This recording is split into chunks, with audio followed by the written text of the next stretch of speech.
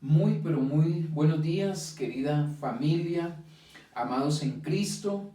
Aquí estamos una vez más para un tiempo maravilloso de edificación, de crecer juntos a través de la bendita palabra, por la guianza de su Santo Espíritu. Estamos tocando un tema que pues es de vital importancia y es el evangelio que estamos predicando. ¿Cuál es el verdadero evangelio que nosotros estamos no solo predicando, viviendo, ¿no? Es un evangelio enfocado en una religión o el evangelio del reino de Dios. Y hablamos de la importancia de predicar ese evangelio, el evangelio que predicó Jesús, que vino a establecer el evangelio del reino de Dios. Y de vital importancia que miremos esto porque nosotros, de acuerdo al evangelio que vivimos, que predicamos, que enseñamos, cada día pues seremos un instrumento, digámoslo así, para que mucha gente venga, un testimonio verdadero para que la gente pueda venir, creer y conocer a Cristo, la vida de Cristo. Pero si el evangelio que nosotros estamos viviendo, predicando y creyendo no es el correcto, conforme al evangelio que nos enseñó el Señor, el evangelio del reino, pues como la escritura dice y como veíamos hace 8 días, en lugar de ser esos instrumentos para que gente venga, tal vez nos convertiremos en estorbo, como Jesús lo dijo a los fariseos.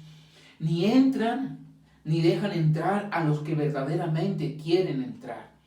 Y tenemos que ser conscientes que quizá en muchas ocasiones, sin tener el entendimiento claro de lo que es el evangelio del reino de Dios, en lugar de hacer que otros vinieran, que nuestra misma familia y amigos vinieran, tal vez lo que hicimos fue alejarlos, porque no vieron un evangelio coherente tal vez, sino nos enfocamos más en las normas, en los ritos, en los lugares, en cosas externas que es verdaderamente esencial, que es el evangelio del reino, un evangelio que transforma, que trae vida, un evangelio que no está basado en superficialidades, sino en cosas profundas que transforman la vida de las personas.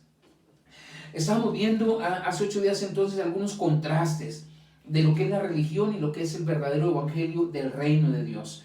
Y alcanzamos a ver una que es bien importante, que tiene que ver con los lugares, ¿no? Como algo común en las religiones que contrasta con el reino es que ellos basan, digámoslo así, su evangelio más enfocado en un lugar, en 4 paredes. Para ellos es vital y se lucha a veces o se enfocan mejor las energías en construir el mejor lugar y se le da tiempo, dinero, esfuerzo a lugares y creemos que entre más grande y mejor el lugar, entonces somos mejores o más espirituales, pero el enfoque verdadero del reino no está basado en un lugar. Recuerde lo que dijo Jesús a la mujer samaritana, cuando ella le pregunta, ¿y entonces a dónde adoraremos? Y les dice, ni en este monte ni en aquel, sino que los que me adoren en espíritu y en verdad, esos son los verdaderos adoradores. Es decir, ya no es importante el lugar, sino el honrar a Dios, el adorar a Dios en el enfoque correcto, con el entendimiento correcto de lo que es el verdadero evangelio del reino de Dios. Por otro lado, dijimos que muchos iban a buscar más la presencia, un lugar. Se enfocaba en que íbamos a un lugar a sentir, a buscar su presencia. Pero sabemos, y es algo que es hermoso de este nuevo pacto, es que nosotros no vamos a buscar la presencia a un lugar. Es que nosotros no esperamos que venga, descienda, caiga sobre nosotros, sino que su presencia está en nosotros, su vida está en nosotros y tenemos libre acceso al Padre de los cielos por la obra maravillosa de Cristo en la cruz del Calvario. Y eso tenemos que darle gracias al Señor, porque justamente en este tiempo que estamos viviendo de pandemia, donde no nos podemos reunir, para algunos ha sido difícil, ha sido algo tremendo. ¿Cuándo se abrirán? ¿Cuándo podremos ir? Pues mis amados, no necesitamos hacerlo. Claro, dijimos también, no no estamos en desacuerdo de poder reunirnos en algún lugar, pero eso no es lo más importante. Sí tenemos que ser edificados, si tenemos un lugar, un auditorio donde podemos ser edificados y tener comunión, maravilloso, pero no es lo más importante y no es lo esencial en el Evangelio del Reino de Dios. En segundo lugar, a otro aspecto de contraste que es común en las religiones, que va en contravía de lo que es el verdadero Evangelio del Reino de Dios, son las reglas religiosas. Casi todas, la mayoría de las religiones tienen una cantidad de reglas sobre la apariencia externa, vestidos, atuendos, en cuanto a la comida, salud y otros aspectos externos de la vida cotidiana. Y miremos en Marcos, hay una cita en el Evangelio de Marcos, capítulo 7, verso 3 y 4, dice: porque los fariseos y todos los judíos, aferrándose a la tradición de los ancianos, si muchas veces no se lavaban las manos, no comen. Y volviendo de la plaza, si no se lavan, no comen. Y otras muchas cosas hay que tomaron para guardar, como los lavamientos de los vasos de beber, y de los jarros, y de los utensilios de metal, y de los lechos. Una cantidad de normas externas en cuanto a si se lavan las manos, en cuanto a si no, los utensilios que utilizaban para sus mismos ritos.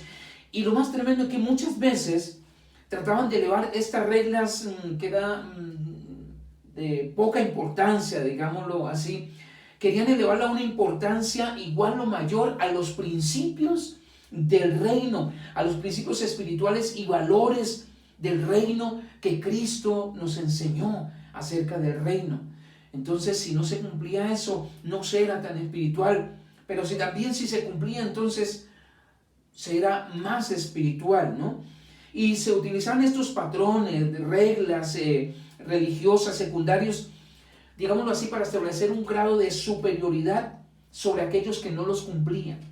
Entonces, si algunos no los cumplían, eran inferiores. Por eso los fariseos se creían y escribas superiores a otros, porque guardaban estas cosas que realmente eran secundarias. Pero Jesús dice muy claramente que nada que entra por la boca contamina el corazón, sino que lo que sale de este. Ahí mismo en Marcos capítulo 7 versículo 5 dice: le preguntaron pues los discípulos y los escribas: ¿por qué tus discípulos no andan conforme a la tradición de los ancianos, sino que comen con manos inmundas? Versículo 15, nos adelantamos al 15, donde dice, Jesús le dice: nada hay fuera del hombre que entre en él que le pueda contaminar. Pero lo que sale de él, eso es lo que contamina al hombre. Pero ellos estaban más preocupados por las reglas externas, si se bañaban las manos, si no, si cumplían la tradición de los ancianos. Y a veces nos preocupamos más por cosas tan insignificantes, por cosas externas, de vestido, de comida, como dice aquí. Pero dice Jesús claramente, eso no es lo que contamina al hombre. No es lo que entra al cuerpo, esas cosas físicas, lo que contamina. Eso no contamina el corazón. Lo que realmente contamina es lo que sale del corazón del hombre. Lo que hay allí, maldad, malos pensamientos, tantas cosas terribles que hay en el corazón del hombre, porque eso es lo que dice la Escritura, ¿no? Que el corazón del hombre es perverso, es malo. De allí salen los malos pensamientos, de allí salen las malas acciones. Ellos eran, digamos, escrupulosos para guardar reglas de salud, como ya dijimos, de lavamiento, de no comer ciertos animales tampoco que estipulaba la ley de Moisés, porque se consideran inmundos. Se cuidaban de todo eso. se lavaban muy bien por fuera, pero sus corazones y sus conciencias estaban totalmente sucias. Tanto que Jesús les dice algo bien fuerte, ¿no? Sepulcros blanqueados son ustedes. Por fuera están limpios, pero por dentro sus corazones, sus conciencias están sucias. Así que esa actitud farisaica conllevaba a que muchos entonces juzgaran a los demás era por su forma de vestir, por su forma de comer, por si guardaban ciertas reglas y normas religiosas externas. Entonces, qué tremendo, mis amados, que andamos más juzgándonos, y esa es otra de las razones por la que, como hablábamos, a veces nos convertimos en estorbo, porque si no se viste de tal forma, porque si no cumple ciertas normas, no puede pertenecer a nuestra comunidad. Qué tremendo. Y andamos mirándonos y juzgándonos más por ese tipo de cosas. Pablo, más adelante también en la epístola a los Colosenses, en el capítulo 2, versículo 13, Pablo dice que no tenemos que juzgarnos. Nadie nos puede juzgar por comida, por bebida o por asuntos de estos que son intrascendentes. Dice en Colosenses 2:13, y a vosotros, estando muertos en vuestros pecados y en la circuncisión de vuestra carne, os dio vida juntamente con él, perdonando los pecados. Perdón, creo que este no es el versículo, es un poquito antes. Permítame un segundito. Colosenses. Espérame un segundito. Creo que no es este el versículo que estaba buscando. A ver, espérame un segundito. Donde nos dice que nadie os juzgue por comida o bebida o por algunos otros asuntos que son intrascendentes. Versículo 16. Por tanto dice, nadie os juzgue en comida o bebida o en cuanto a días de fiesta, luna nueva o días de reposo. Verso 17, todo lo cual dice es sombra de lo que había de venir, pero el cuerpo es de Cristo. Nadie nos tiene que juzgar por estos asuntos intrascendentes. Desafortunadamente, eso es lo que normalmente vemos en el ámbito religioso. Cada uno pendiente de cómo viste, de qué come, de qué no come, y creyendo que el cumplir ese tipo de cosas es lo que nos hace más espirituales. Pero eso no es lo que nos enseña la Escritura. Pues el reino de Dios no consiste en estos aspectos o en cumplir estos aspectos que son triviales o superficiales, sino en evidencias realmente profundas, sólidas, como la justicia de Dios que nos conduce a la verdadera paz, que provoca gozo en quien la reciben y que produce un verdadero cambio y una transformación en el ser humano. Y nuestros asuntos que no nos cambian para nada. El reino de Dios, desafortunadamente, digámoslo así, y el evangelio del reino lo estamos rebajando al cumplimiento de normas tan triviales, tan superficiales. Pero la profundidad del reino de Dios va más allá. Asuntos que realmente cambian el corazón del hombre. Otro aspecto común en las religiones que contrasta con el verdadero evangelio del reino de Dios son los ritos y las ceremonias religiosas. Se enseña a la gente a hacer una cantidad de acciones, de ritos religiosos especiales que igualmente supuestamente nos hacen más espirituales, hacen más espiritual al hombre el cumplir ciertos ritos, ciertas ceremonias. En algunos casos y algunas iglesias lo llaman sacramentos. Los judíos lo llamaban también sacrificios, ritos, ofrendas que celebraban.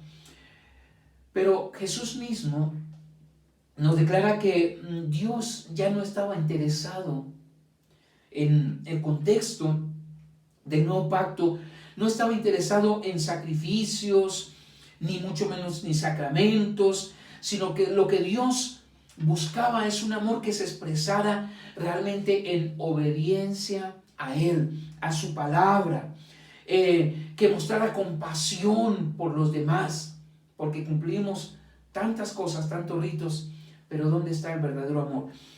Quiero que miremos en Hebreos capítulo 10, versículo 5 y versículo 6 dice: por lo cual entrando en el mundo, dice, sacrificio y ofrenda no quisiste, mas me preparaste cuerpo. Holocaustos y expiaciones por el pecado no te agradaron.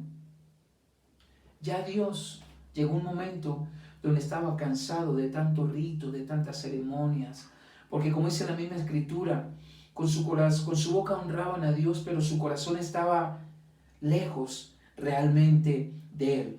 ¿Qué es lo que realmente Él pedía? En Marcos capítulo 12, vamos a ir allí a Marcos capítulo 12, versículo 33, dice: y el amarle con todo el corazón, con todo el entendimiento, con toda el alma, con todas las fuerzas, y amar al prójimo como a uno mismo, es más que todos los holocaustos y todos los sacrificios. Aleluya. Eso es lo que espera Dios, un verdadero amor a Él, que se exprese en obediencia, en compasión por los demás, no uno religioso que cumplimos cantidad de ritos y normas, pero nuestro corazón es duro, no tenemos compasión por los demás, no miramos la necesidad de los demás. Así que mis amados, nuestra expresión de fe en el reino no está basada en ninguna manera en cumplir ritos, en guardar ceremonias, sino realmente en ofrendar nuestra propia vida a la causa eterna, al servicio de Dios, comprometido con Él, continuo, no un día sí, otro día no, un tiempo sí, otro día no, como un sacrificio vivo, santo y agradable a Dios, como dice la Escritura. Mis amados, nuestra misma forma de vivir se convierte en el verdadero culto que agrada a Dios. Ese es el verdadero culto que a Dios agrada. Que no lo hacemos obviamente por nuestras fuerzas, que no son por nuestras propias obras, sino basados, mis amados, en el poder y la gracia que actúa poderosamente en nosotros por medio de la obra de la cruz. Por eso Romanos capítulo 12, verso 1, que es un versículo que conocemos mucho, dice: así que, hermanos, os ruego por las misericordias de Dios, que presentéis vuestros cuerpos en sacrificio vivo, santo y agradable a Dios, que es vuestro culto racional. Repito, nuestra propia forma de vivir se convierte en el verdadero culto que agrada al Señor. Y ahí tenemos que preguntarnos, ¿cómo es nuestra forma de vivir? ¿Conforme a los principios del reino o conforme a principios religiosos de X o determinada religión o denominación o grupo, creyéndonos más espirituales porque cumplimos ciertos ritos? Tenemos que examinar cómo está siendo nuestro culto al Señor. Es decir, cómo es nuestra forma de vivir. Y como decíamos, no tiene que ver con algo que hacemos en nuestras propias fuerzas, no tiene que ver con algo de nuestras obras. Oh, mira todo lo que hacemos, mira lo que cumplimos, los ritos, los sacrificios, mira las ofrendas. No tiene nada que ver con eso, sino con ofrendar realmente nuestra vida en un servicio comprometido, continuo a Él, que se basa en el poder y la gracia de Dios que actúa poderosamente cada día en nosotros. Entonces fíjese cómo son puntos tan de tanto contraste, un contraste tan marcado de lo que nos habla la religión y de lo que es verdaderamente el evangelio del reino de Dios. Otro aspecto marcado de contraste entre lo que es religión y el verdadero evangelio del reino de Dios.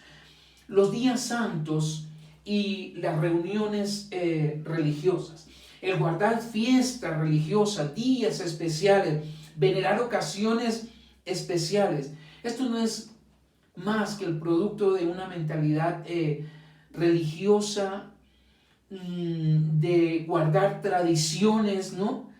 Que por mucho tiempo, por pura tradición, mantiene entonces una rutina de ciertas ceremonias, pero que son una rutina que es improductiva, que realmente es aprovechada más por los que comercian con la fe, los mercaderes de la fe, ¿no?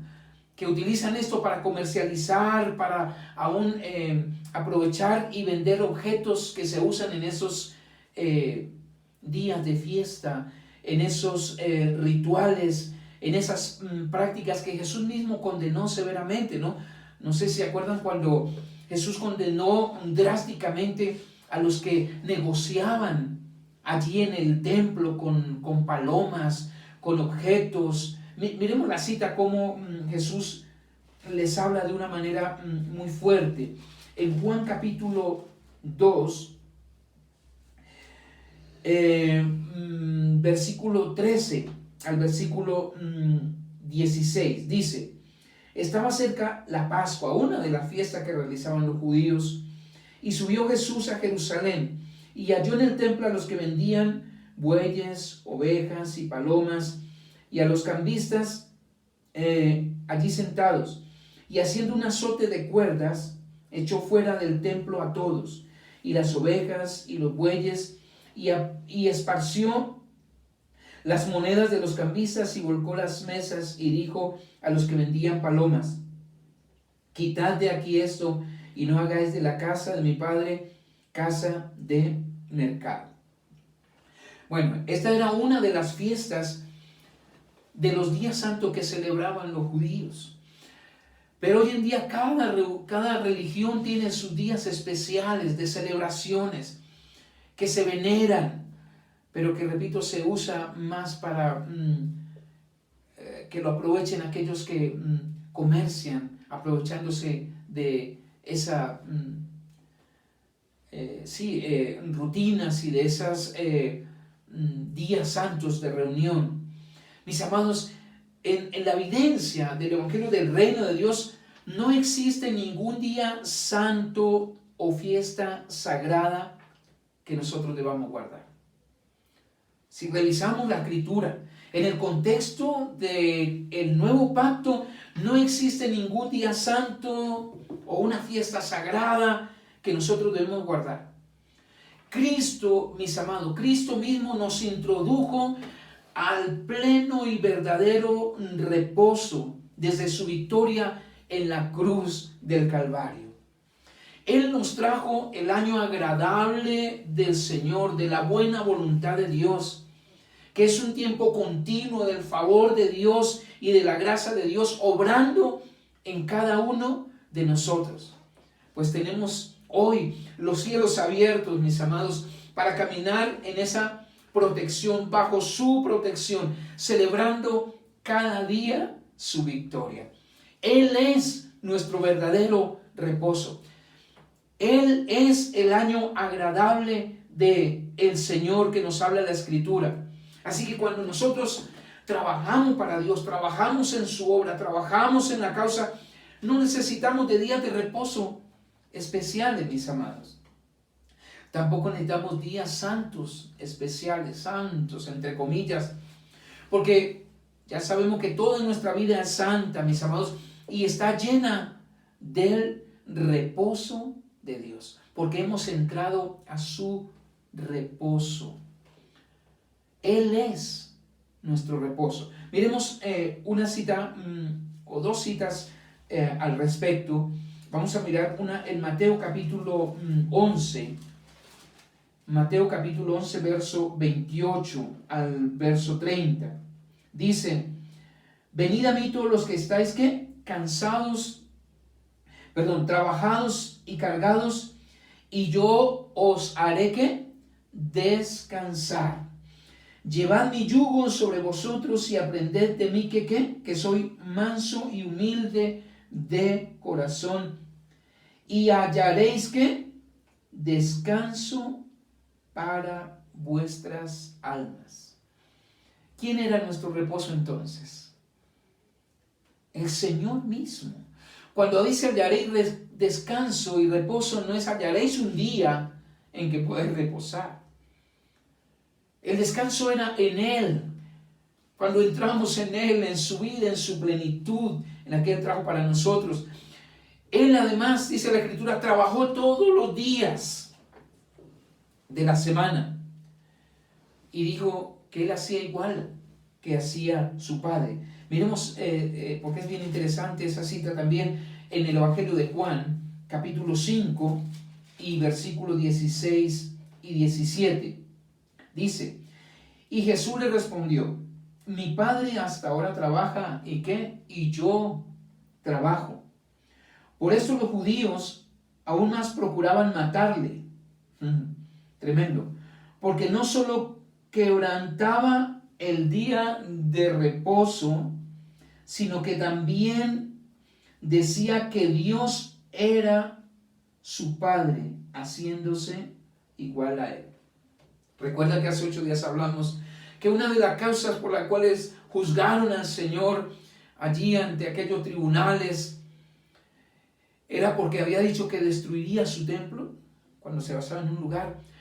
Ahora estaban amenazándole porque quebrantaba el día de reposo, uno de los días que ellos supuestamente tenían que guardar.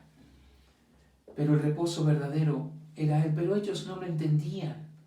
Y muchos de nosotros, desafortunadamente, pues tampoco lo entendemos a veces. Que no se trata de un día, se trata de Él, nuestro verdadero reposo. Por eso todos los días son santos para nosotros. Y podemos descansar físicamente cualquier día de la semana que estemos cansados, podemos hacerlo. El día de reposo que Dios nos ha dado es hoy. Este es el día que hizo el Señor. Él es nuestro día de reposo. Creo que ya tuvimos una enseñanza hace algún tiempo también acerca del día del Señor, que no tiene tarde ni mañana, ni día ni noche, sino es ese día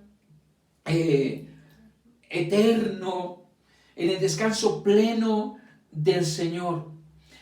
Entramos entonces en ese reposo, en ese deleite, ¿cómo? Por medio de vivir una vida de obediencia a Cristo. Allí es cuando entramos en el reposo, no un día reposamos y al otro día amanecemos cansados igual. Ese no es el verdadero reposo. El día del Señor es cuando entramos en Él, en su descanso, en su deleite, viviendo obviamente una vida de obediencia, una vida de fe, una vida de obediencia a Cristo. Pero miremos lo que dice también acerca de esto en Hebreos. Allí adelante en el libro de Hebreos, el capítulo 4. Es bien interesante también esta cita. Capítulo 4, miremos versículo 3 al 11. Dice, pero los que hemos creído entramos en el reposo de la manera que dijo, por tanto juré en mi ira, no entrarán en mi reposo. Aunque las obras suyas estaban acabadas desde la fundación del mundo. Porque en cierto lugar dijo así del séptimo día, y reposó Dios de todas sus obras y reposó Dios de todas sus obras en el séptimo día. Y otra vez aquí, no entrarán en mi reposo. Verso 6, por tanto, puesto que falta que algunos entren en él, y aquellos a quienes primero se les anunció la buena nueva no entraron por causa de la desobediencia, otra vez determina un día, hoy, diciendo, después de tanto tiempo, por medio de David, como se dijo, si oyereis hoy su voz, no endurezcáis vuestros corazones. Ojo con esto, verso 8. Porque si Josué les hubiera dado el reposo, no habría después otro día. No hablaría después de otro día. Por tanto, queda un reposo para el pueblo de Dios. Porque el que ha entrado en su reposo, también ha reposado de sus obras como Dios de las suyas. Por tanto, queda un reposo, ¿no?, para el pueblo de Dios. Porque el que ha entrado en su reposo. ¿Cómo se entra en el reposo? ¿Es entrar en un día específico? ¿Es entrar el domingo? ¿Es tener una celebración el domingo? ¿Es no trabajar el domingo? No, mis amados. Es entrar en Él, en su plenitud, en la vida que Él tiene para nosotros. Porque dice, si, hablando del pueblo de Israel, si Caleb les hubiese dado, Josué, el reposo, no se hablaría más, porque entonces trataría de un lugar, ¿no? Solamente de Canaán o algo así. Claro, ya sabemos que Canaán justamente es tipo de Cristo, pero es entrar en Él.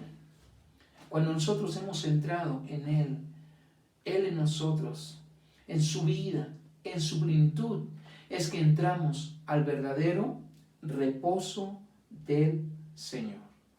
No se trata de un día, no se trata de un descanso físico, se trata de entrar en su plenitud.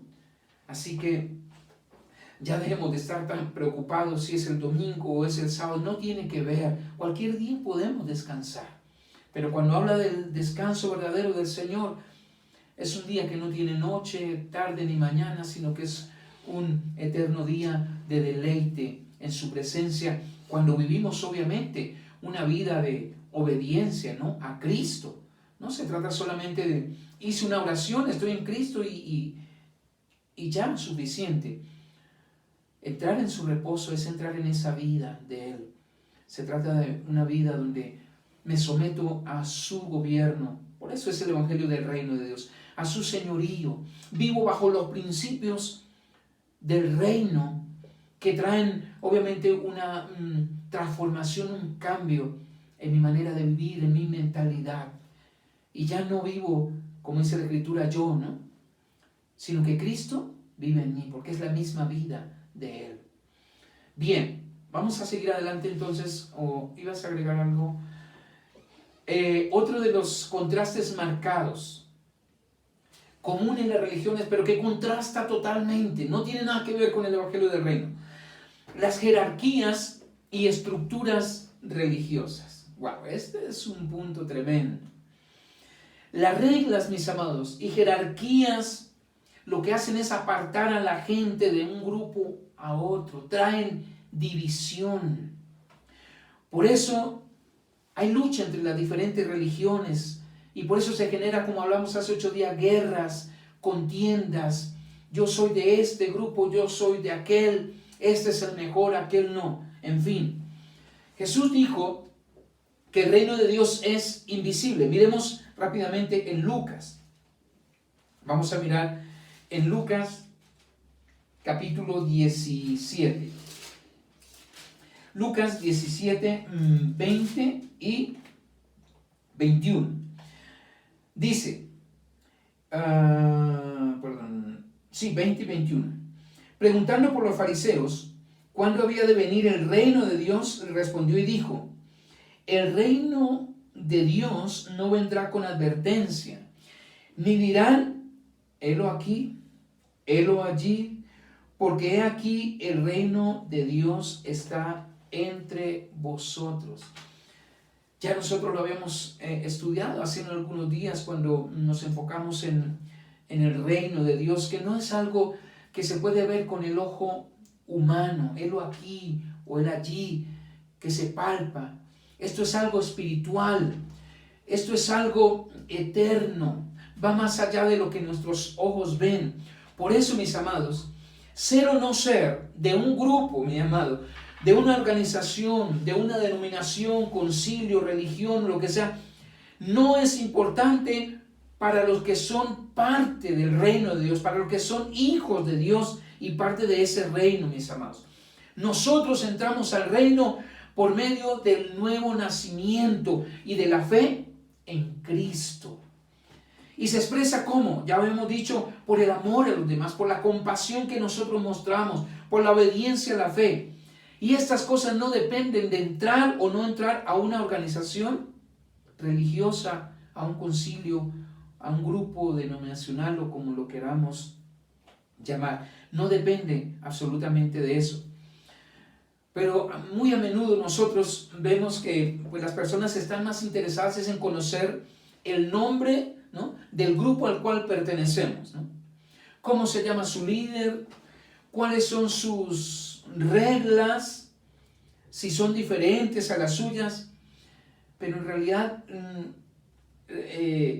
lo único que quieren saber es si cumple esas reglas para sentirse como mayor o superior a ellos, porque no cumple o no tiene los mismos, ¿cómo lo llamamos?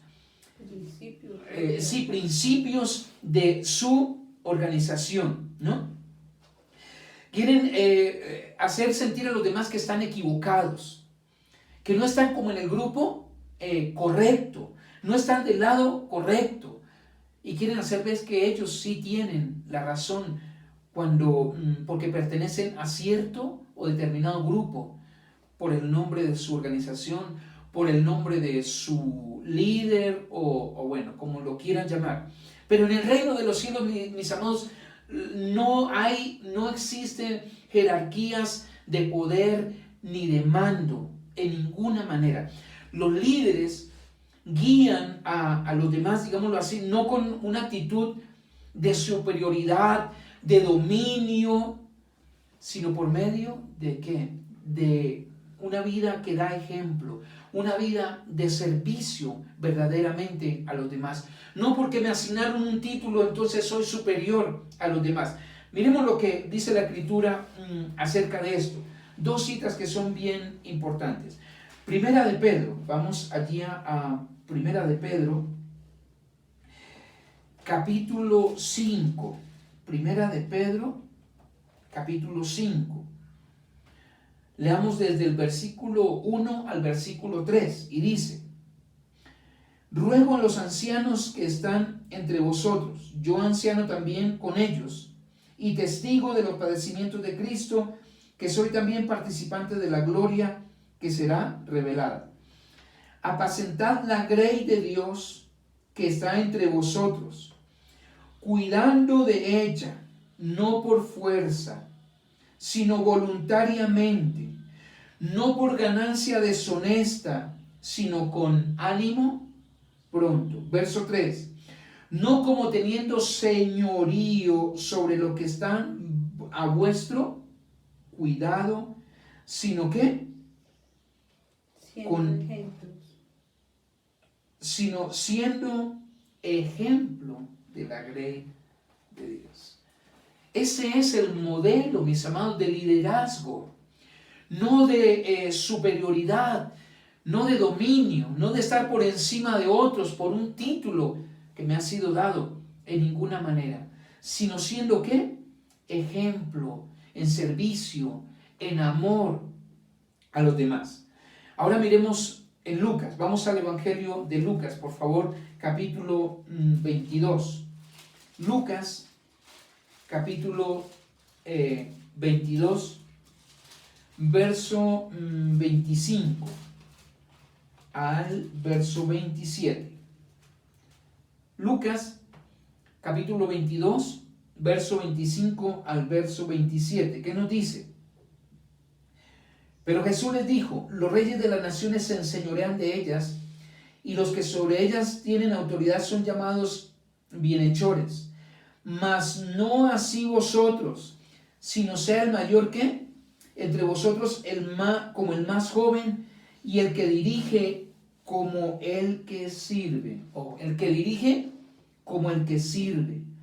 Porque ¿cuál es el mayor y el que se sienta a la mesa?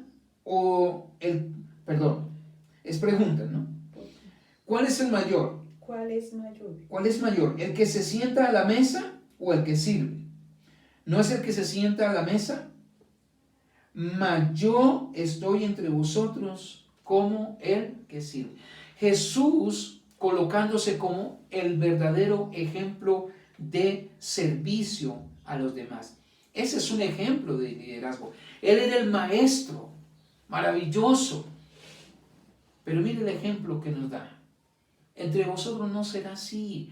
Una cosa son las reglas, las normas de los hombres, que desafortunadamente eso es lo que se ha adoptado en las iglesias, en la mayoría de las religiones. Y entonces hay un, ¿cómo se llama? Señorío sobre los que no tienen el mismo rango y tienen que rendirle pleitesía. Y bueno, no quiero meterme tanto en eso, pero yo sé lo que hablo porque lo hemos visto mucho y lo vemos cada día. Ahora, casi todas las religiones tienen, digamos, nombres especiales para sus dirigentes. Y hace que esos nombres, obviamente, hace que sus líderes se sientan, obviamente, orgullosos y superiores precisamente por el título y el nombre que les dan.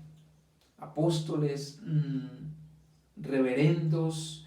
Pero Jesús mismo también, Jesús habló acerca de esto claramente. Y él dijo precisamente que no deberíamos usar nombres especiales como padre, como maestro, como reverendo, para los líderes, porque somos hermanos y estamos en igualdad de identidad, de valor, de dignidad. Tenemos el mismo valor y la misma dignidad dentro de la familia de Dios. Mire en Mateo, miremos en Mateo capítulo 23, que es uno de los capítulos más fuertes que Jesús habla allí a los fariseos. ¿Y qué les dice acerca de esto? Mateo capítulo 23, miremos desde el versículo 2. Vamos a ver hasta dónde miramos desde el versículo 2. Dice, en la cátedra de Moisés se sientan los escribas y los fariseos. Así que todo lo que os digan que guardéis, guardadlo y hacedlo, mas no hagáis conforme a sus obras, porque dicen y no hacen. Verso 4. Porque atan cargas pesadas y difíciles de llevar y las ponen sobre los hombros de los hombres, pero ellos ni con un dedo quieren moverlas. Antes hacen todas sus obras, ¿para qué? Para ser vistos de los hombres, pues ensanchan sus filacterías y extienden los flecos de sus mantos y aman los primeros asientos en las cenas y las primeras filas o sillas en las sinagogas y las adulaciones en las plazas y que los hombres los llamen ¿cómo? Rabí, rabí. Pero vosotros no queráis que os llamen rabí. Esto lo está diciendo el Señor. No que le pongan nombres de rabí, de maestro, porque uno es vuestro maestro, el Cristo, y todos vosotros, ¿qué? ¿Sois qué? Hermanos.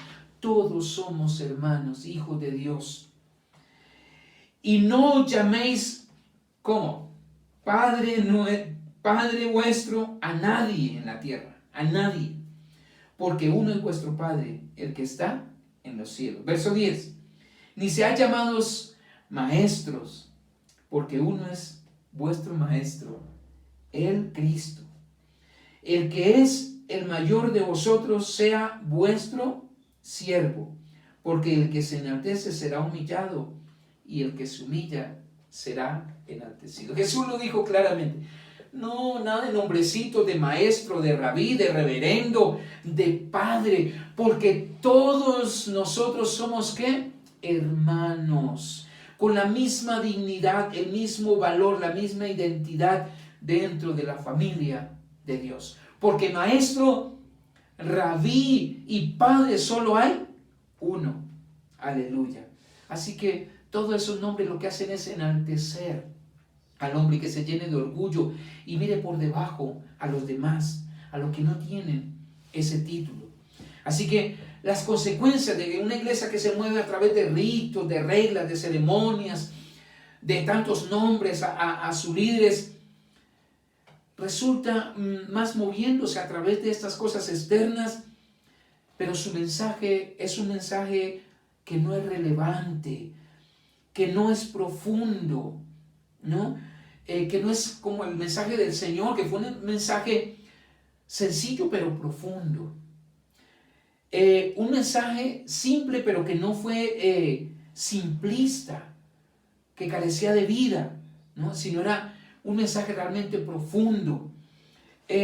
Pero cuando nos movemos más por apariencias, por títulos, basado en cosas externas, entonces tratamos de dar un mensaje que sea agradable a la gente, ¿no? Tal vez agradable al oído, pero se vuelve en un mensaje emocional, simplista, que la gente quiere escuchar.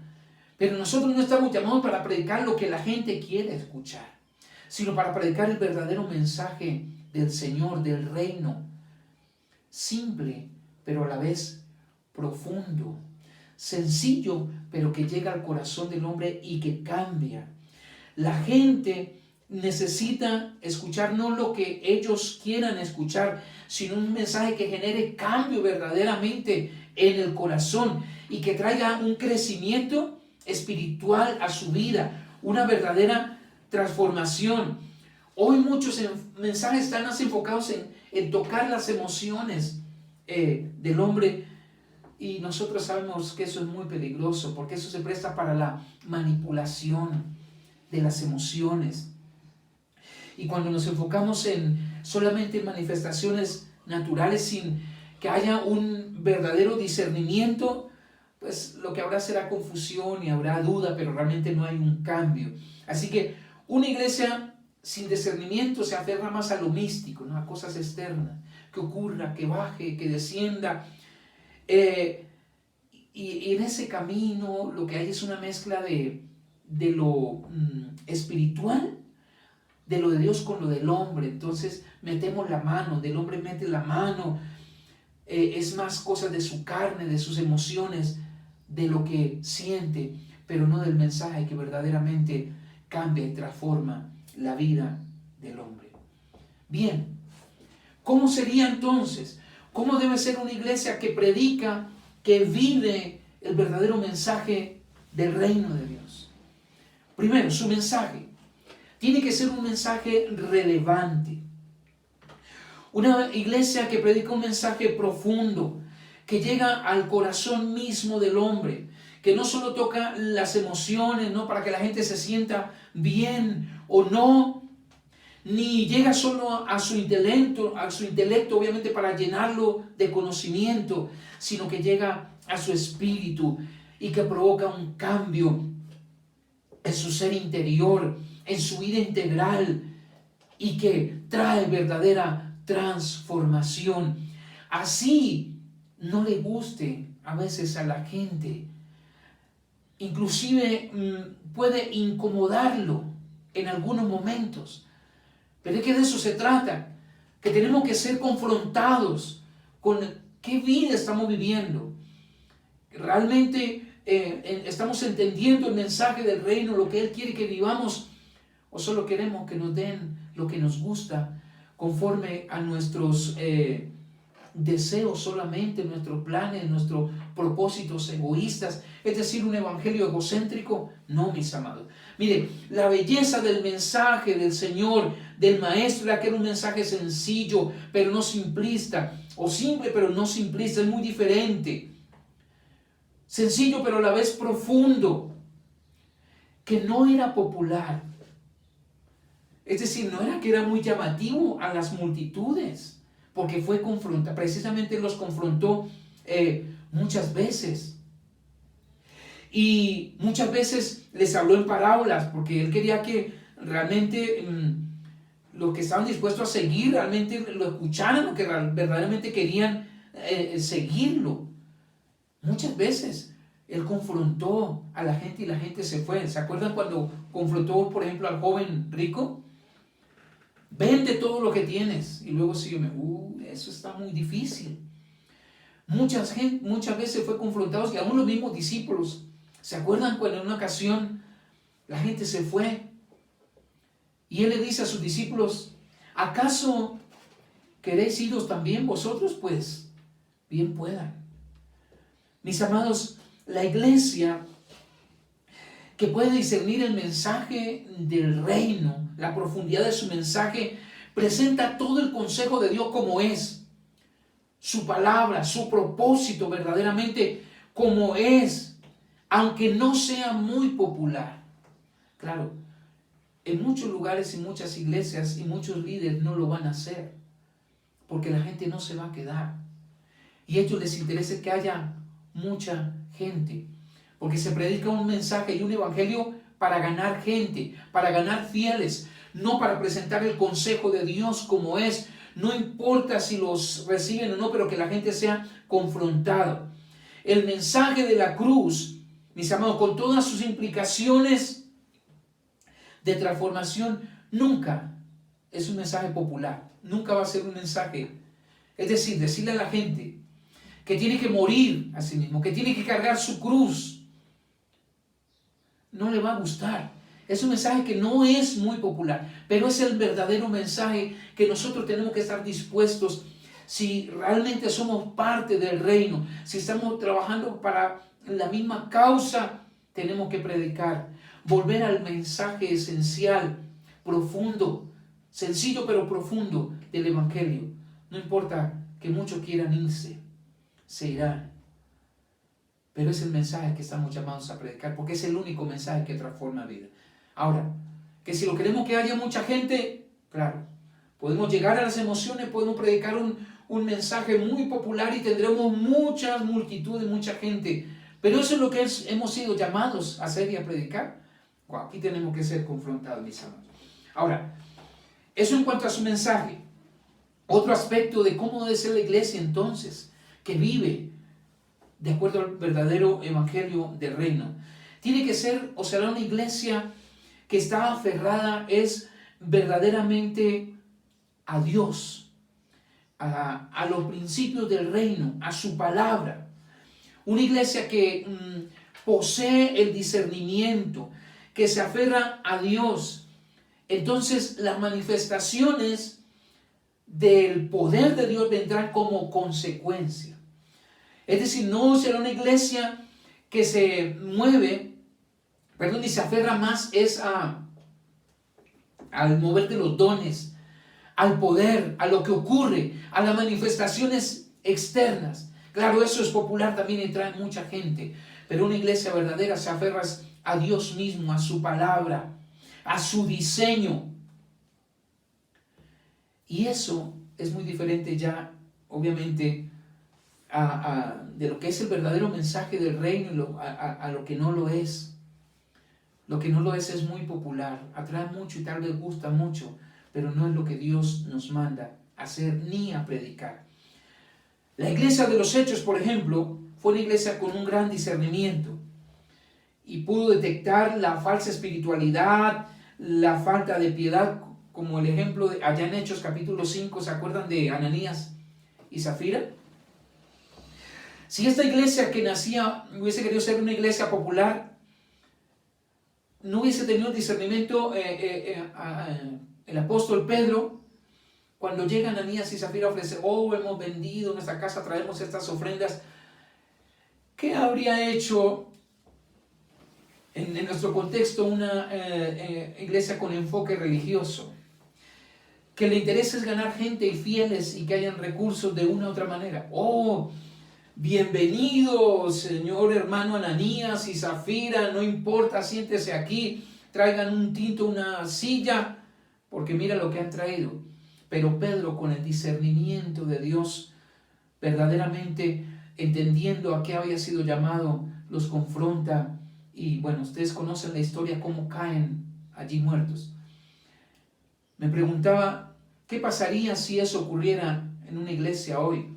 Si el pastor confrontara con ese discernimiento, o el líder confrontara y cayeran allí muertos estas personas, este matrimonio, ¿ustedes creen que volvería la gente el otro domingo? Yo no creo. ¿Qué se diría? ¿Ese pastor no tiene amor? Bueno, qué sé yo. Pero mis amados, esta era una iglesia, esta iglesia naciente, tenía el gran discernimiento. En otra ocasión, un tal Simón quiso comprar los dones de Dios, ¿se acuerdan? Porque los apóstoles ponían la mano y cosas pasaban, había milagros. Y dice que el hombre les ofreció dinero, porque dijo, yo quiero hacer lo mismo, yo quiero tener eso que ustedes tienen. Pero Pedro lo confronta allí y dice, ¿cree que con dinero puedes comprar los dones de Dios? Hoy se quiere comprar de muchas formas los dones de Dios y tener de muchas formas, con tal de tener en mucha gente, con tal de complacer y darle a la gente lo que ellos quieren. No estamos llamados a eso, mis hermanos. Esto es un mensaje confrontante, pero es el mensaje que se nos manda a predicar. Otro aspecto, ya estamos terminando, solo me faltan dos aspectos. Será una iglesia que cumple el propósito de Dios. Se enfocará en el propósito de Dios y luego, en segundo lugar, el satisfacer las necesidades humanas. Muchas de nuestras iglesias hoy en día se han enfocado más en satisfacer las necesidades de los demás. ¿Qué le hago? ¿Qué le pongo? ¿Cómo solucionarle los problemas a la gente? Pero la iglesia verdadera, que predica el verdadero evangelio del reino, no está enfocada en la necesidad humana para de alguna manera explotarla, ¿no? Y sacar provecho de la misma. Claro, como tiene necesidad yo le ayudo y entonces aquí lo vamos a tener toda la vida. No, será una iglesia que se enfoque en el propósito de Dios para cumplirlo, en el diseño de Dios, y luego sí, como Jesús, poder alimentar una multitud como Él lo hizo, ¿no? Que hizo un milagro, ¿se acuerdan el milagro de los panes? Alimentando una multitud. Él declara que tuvo compasión de la gente, por eso multiplicó los panes. Pero su interés nunca fue hacer un gran milagro para hacer alarde de su poder, ¿no? Mira cómo yo multiplico los panes. No, Él quiso alimentar una multitud que tenía hambre. El enfoque además de Jesús no siempre fue hacer milagros. Él no siempre quiso hacer milagros. No siempre sanó a todos. Pero cada vez que tuvo oportunidad, sanó a la gente. Cada vez que tuvo una oportunidad, estuvo allí para tratar de satisfacer la necesidad de la gente. Pero no era su enfoque principal. Él estuvo enfocado a la misión que le envió el Padre, que le encomendó el Padre. ¿Se acuerdan cuando Lázaro también enfermó? Y le mandaron llamar de urgencia, venga. Pero él llegó a los 4 días, porque él no lo movía la necesidad de la gente. A nosotros no nos debe mover la necesidad de la persona, nos debe mover un propósito, una causa, un diseño, que luego, en cuanto podamos, claro que sí, debemos ayudar. Debe haber piedad, compasión, y en la medida que podemos ayudar lo hacemos, pero nuestro enfoque jamás será la necesidad de las personas. Mis hermanos, sí, por último, será entonces una iglesia que tiene compromiso con el reino, que está comprometida con los principios del reino, porque no podemos hablar de un evangelio del reino cuando hay un compromiso verdadero. No puedo estar ausente del compromiso, vacía de un compromiso. La iglesia que el Señor anhela, la iglesia que va a transformar el mundo, será una iglesia comprometida con llevar o extender el evangelio del reino sin escatimar absolutamente ningún esfuerzo, sino que consagramos nuestras fuerzas, nuestros recursos, lo que Dios nos ha dado, para que esta tierra sea llena del conocimiento de la gloria de Dios y no llena del nombre de una organización o una denominación en particular. Pero el compromiso es esencial, mis amigos. Hoy, desafortunadamente, falta mucho el compromiso, que la gente se comprometa en la causa, porque precisamente estamos más enfocados en la necesidad, en que me den lo que yo quiero, lo que a mí me gusta. Y algunos están un tiempo, pero luego no nos gusta algo y entonces ya no hay compromiso. Estamos un tiempo y hoy lo que se necesita es gente comprometida, no gente emocionada por un evento, por alguna manifestación. espontánea de algún momento, sino gente realmente comprometida con la causa. Mis amados, ese es el llamado final. Que nos comprometamos verdaderamente y demos nuestra fuerza, nuestros recursos, nuestra vida a esa causa, a esa misión a la cual hemos sido llamados. Basta ya de estar enfocados en cosas externas, secundarias, como le hemos hablado, más de tipo religioso, buscando los propios intereses, creyéndonos a veces unos más que otros, sino una iglesia verdadera que ama al Señor, que se compromete y que ama también a sus semejantes y está dispuesta siempre a dar lo mejor. Vamos a orar, mis amados hermanos, porque para mí por lo menos es una palabra muy confrontante.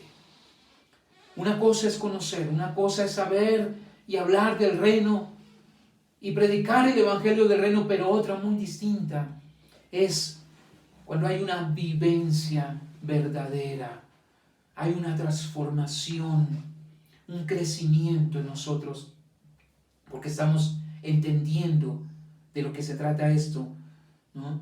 Y como dice Romanos 12, versículo 2 también, ¿no? Siendo no conformarnos a las reglas de este mundo, a lo que la cultura y principios de este mundo nos rigen, sino transformados por medio de la ¿qué?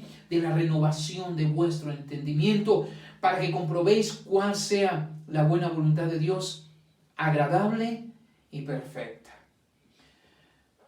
Les invito para que unidos allí en familia demos gracias al Señor y permitamos que esta palabra sea vida en nosotros y que prediquemos y vivamos y podamos disfrutar este maravilloso evangelio del reino de Dios que nos ha sido dado, pero que se nos ha sido encomendado para que nosotros seamos esos manifestadores con nuestra vida, con nuestras palabras, con nuestros hechos, poder llevar este evangelio para que, como dijimos, toda la tierra sea llena del conocimiento de Dios, de la gloria de Dios, no de mi conocimiento ni de mi denominación. Padre, te damos gracias en esta mañana hermosa, Dios mío. Gracias por esta palabra de vida, bendito Rey.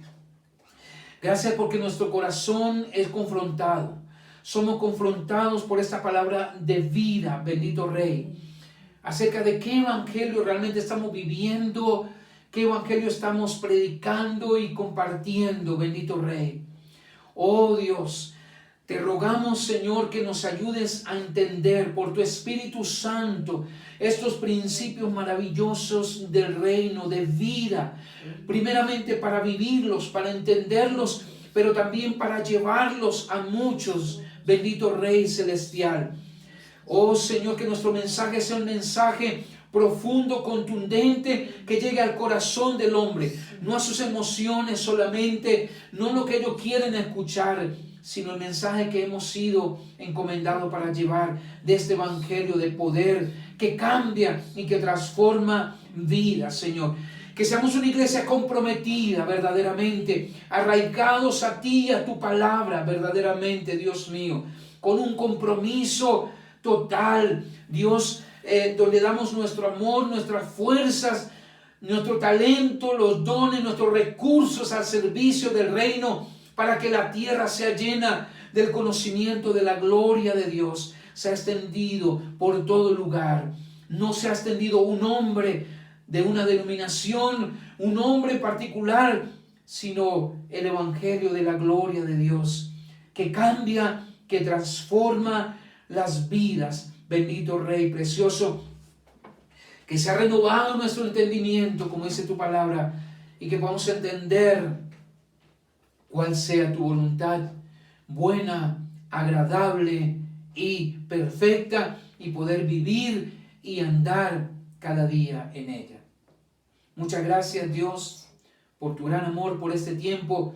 Gracias por esta casa. Gracias por cada uno que en cualquier lugar ha escuchado este mensaje. Señor, te ruego que por tu Espíritu Santo te reveles al corazón de cada uno de los que los ha escuchado y nos unamos en esa misma causa, en esa misión que, como decíamos, está condensada en estas palabras: el reino de Dios. Y juntos, no importa en el lugar donde estemos, no importa en la cultura y en el país que estemos, que como familia, Señor, que somos y que tú eres la cabeza, podamos vivir en armonía, unidos en esta misma causa, llevando y manifestando esta bendita palabra, este bendito evangelio del reino.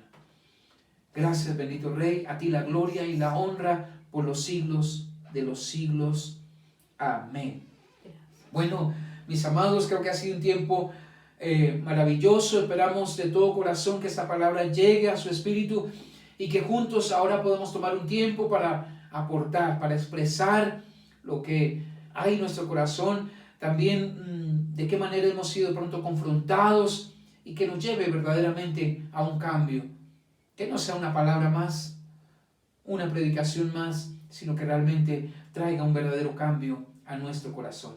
Un abrazo muy grande para todos, mis amados, y nos vemos en la próxima.